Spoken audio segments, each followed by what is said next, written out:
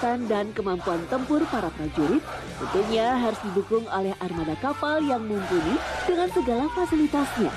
Persenjataan, perlindungan, bahkan ketersediaan logistik pun harus benar-benar seimbang. Nah, bagaimana kesibukan dapur militer di atas sebuah kapal perang? Semuanya ada di Secret Story, mengungkap rahasia di balik cerita.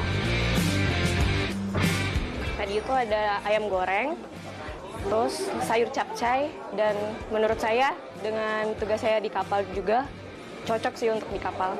Dan porsinya cukup dan sangat enak.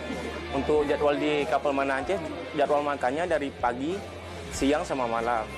Dimasak langsung sama juru masak KRI Banda Aceh di dapurnya. Jadi rasanya tuh mantap betul. Sebagai kapal perang dengan fasilitas dengan landing platform dock yang dirancang anak bangsa, KRI Banda Aceh 593 mendukung segala operasi laut. Operasi amfibi, pergeseran pasukan dan material tempur, juga search and rescue. Kapal dengan panjang 125 meter dan bobot hingga 10.500 ton ini menjadi kapal pusat komando dan bertugas mencari serta mengevakuasi korban. Dengan banyaknya kecanggihan dan kekuatan yang dimiliki kapal bernomor 593 ini, ada hal unik pada pemberian nama kapal yang menjadi ciri khasnya. Jadi selain KRI Banda Aceh, ada KRI Banjarmasin, KRI Surabaya, KRI Makassar, KRI Semarang. Kemudian untuk rutenya sendiri, rute kita tidak menentu. Jadi tergantung dari misi apa yang akan kita laksanakan. Permintaan untuk melaksanakan pergeseran pasukan, untuk pengamanan daerah rawan, untuk pengamanan daerah perbatasan. Tampak luar kapal perang ini memang terlihat gagah dan penuh nyali. Namun bagaimana dengan fasilitas penunjang kehidupan prajurit dan semua kru kapal yang bertugas? Tim Secret Story pun menyambangi isi dapur kapal perang KRI Banda Aceh. Yup, dapur dan logistik adalah salah satu kunci keberhasilan operasi. Asupan setiap prajurit juga harus sudah diatur dan dipersiapkan dalam menghadapi berbagai situasi. Secara khusus, bagian dapur di kapal perang dijalankan para personil di bawah Departemen Logistik. Personil kita 144 personil. Ya, itu terbagi menjadi 4 departemen. Yang pertama adalah personil-personil yang mengawaki seperti yang kita berada sekarang di Anjungan. Ini Departemen Operasi. Kemudian personil-personil di Departemen Senjata dan Bahari. Ada juga di Departemen Permesinan. Ya, yang terakhir adalah personil untuk pengawal Departemen Logistik.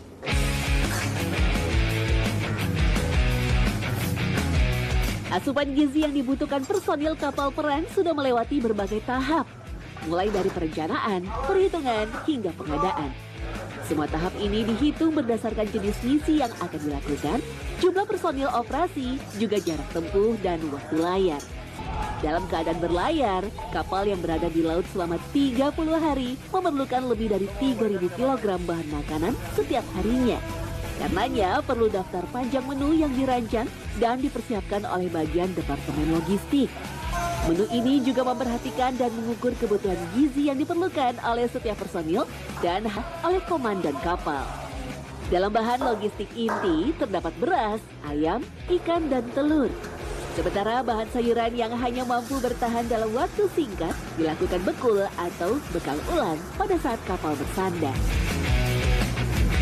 Kalau untuk gizinya itu kami berpacu kepada Peraturan Kepala Staf Angkatan Laut Nomor 1 Tahun 2024. Kecukupan gizi energinya itu diperhitungkan dengan kecukupan energi staf ditambahkan dengan kecukupan energi untuk aktivitas fisik tambahan di KRI. Dengan rinciannya karbohidrat 50-65%, kemudian untuk protein 10-20%, kemudian untuk lemaknya 20-30%, untuk airnya juga dari 1.800 ml sampai dengan 2.500 ml. Bahan-bahan logistik menuju kapal diterima oleh personil yang bertugas melalui sejumlah pengecekan. Barang-barang ini kemudian dipilah berdasarkan jenis dan dibawa ke fresh room untuk disimpan. Olahan makanan pun harus selalu mengikuti rancangan menu yang telah ditetapkan. Untuk mempersiapkan menu ayam goreng ini misalnya, ukuran bahan dan jumlah yang harus dimasak pun sudah dipersiapkan sebelumnya. Hingga kru dapur yang bertugas tinggal mengolah dengan bumbu yang telah disiapkan pula. Dari mulai merebus ayam, membumbui, hingga menggorengnya. Dan sebagai tambahan nutrisi, menu sayuran juga dipersiapkan. Semuanya juga sudah ditakar dalam jumlah yang telah disesuaikan. Terkadang untuk menghindari kebosanan, menu spesial pun disiapkan sebagai tambahan. Semua dikerjakan dengan sigap, cepat, dan rapi oleh juru dapur. Aktivitas di dapur dilakukan 6 juru masak yang dipilih langsung dari personil. Biasanya mereka dibagi lagi dalam 2 shift dengan jadwal makan yang meliputi makan pagi, siang, dan malam. Juru masak bahkan sudah mempersiapkan makanan sejak dini hari. Saya kan jaga larut malam, mulai pukul 00.00 sampai 04.00. Itu saya jaga itu untuk juga menghandle atau membangunkan bagi anggota yang belum bangun untuk masak. Juru masaknya itu bangunnya itu kalau misalnya bawa pasukan 500 sampai 1000 orang harus masak dari 01.00. Selesainya itu bisa pukul 05.00 untuk makan pagi. Karena untuk 06.00 harus sudah dihidangkan oleh penanting. Mereka yang bertugas di bagian dapur tentu tidak dipilih secara cuma-cuma, melainkan sudah melewati pelatihan dan pendidikan untuk memasak. Karenanya mereka selalu sigap melakukan tugasnya baik saat sedang berlayar maupun saat kapal bersandar. Nah, untuk bagian masak itu sudah ada penjurusan korpsnya adalah tata graha biasanya. Nah, jadi di lembaga pendidikan dia sudah diajari masak apapun diajari. Ada juga nanti kejuruan tentang penyajian makanannya seperti apa. Makanan dihidangkan secara prasmanan dan diambil sesuai porsi dan kebutuhan masing-masing. Yang menjadi ciri khas adalah penggunaan ompreng atau tempat makan khusus pengganti piring. Penggunaan alat makan ini tentu lebih mudah dan praktis dari segi pembersihannya dan keamanannya. Di ruangan ini, para prajurit KRI berkumpul menikmati sajian makan siang sambil melepas penat usai menjalankan tugas masing-masing. Waktu makan ini juga menjadi ajang interaksi dengan rekan prajurit KRI lainnya. Kalau di bagian Bintara itu kan untuk pelaksanaan makan itu menunggu prayen. Prayen itu seperti waktu istirahat, sholat, dan makan siang. Nah, setelah sedang pada kerja semuanya, setelah mendengar perayaan tersebut, maka semuanya bergegas menuju ruang makan, yaitu ruang room ABK. Kita biasa sebut ruang room ABK. Kemudian makan di tempatnya masing-masing. Tak jauh berbeda dengan prajurit KRI, para perwira pun mendapat menu yang diberikan sama. Hanya saja dalam beberapa kesempatan terdapat menu tambahan, seperti ikan kakap asam manis yang ada di dalam hidangan ini. Di ruang makan perwira, tata cara makan yang digunakan adalah table manner.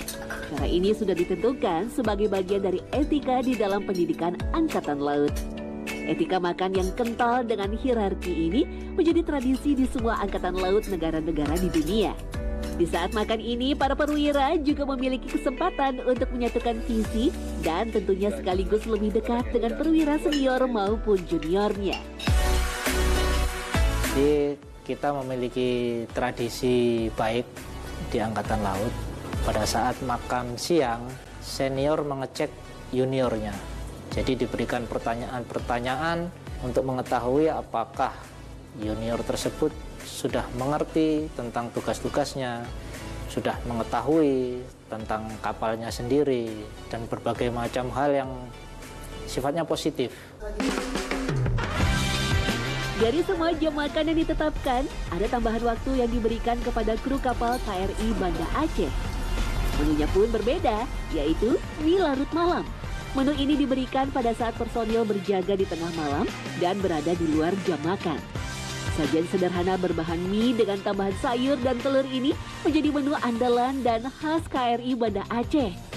Semua makanan olahan yang diberikan kepada kru hanya berlaku di saat suasana kondusif. Namun di saat kondisi darurat, KRI Banda Aceh dan armada perang lainnya menyimpan berbagai menu kemasan untuk memenuhi kebutuhan asupan personil. Menu kemasan darurat ini bisa langsung dikonsumsi tanpa harus diolah di dapur kapal perang. khusus di Angkatan Laut ada produksi konserven-konserven itu, ada makanan kaleng, ada susu, ada kabin. Kabin ini adalah kekhususan TNI Angkatan Laut karena kita bergiat di laut, sering gelombang, biasanya orang mabuk. Jadi kalau mabuk, kita harus tetap terisi perut.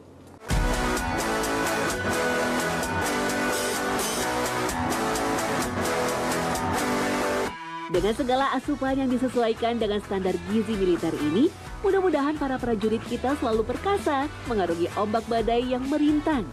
Teguh dalam semboyan Jelas Peva Jaya Mahe demi menjaga melindungi kedaulatan negara Republik Indonesia yang kita cintai.